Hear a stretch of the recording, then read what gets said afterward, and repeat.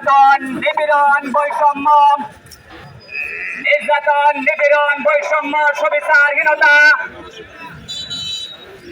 ও পুরুষের নিরাপত্তা সুরক্ষা আইনের দাবিতে এবং অধিকার বঞ্চিত পুরুষদের প্রতিনিধি হিসাবে নির্যাতিত পুরুষদের আর্তনাদ তুলে ধরতে আজকে দাঁড়িয়েছি।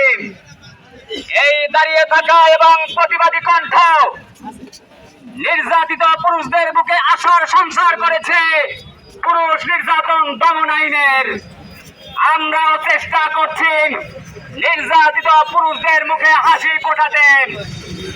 আমরা যে চেষ্টা করছি এই চেষ্টা নারীবাদীদের আতঙ্ক হয়ে উঠছে, কারণ এই আতঙ্ক একতরফা নারীতান্ত্রিক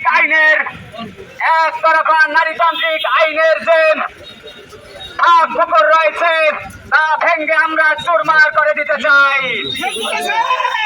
আমরা প্রকৃত নারী নির্যাতনের প্রকৃত ধর্ষণের শাস্তি চাই, কিন্তু আমাদের আপত্তি হল সাজানো পাতানো নারী নির্যাতন মামলা এবং বিয়ের পূর্বে ধর্ষণ মামলা।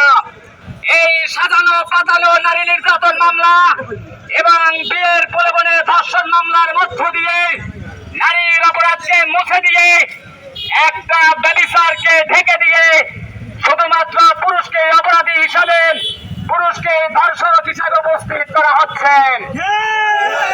প্রিয় উপস্থিতি, বিয়ের প্রলোভনে ধর্ষণের নামে যা হচ্ছে, এখানে নারীর অপরাধকে মুছে দিয়ে সারা পৃথিবীর পুরুষের উপর যে অত্যাচার চালানো হচ্ছে, এই অত্যাচারের বিরুদ্ধে আমাদের মুখ খুলতে হবে, আমাদের রুখে দাঁড়াতেই হবে।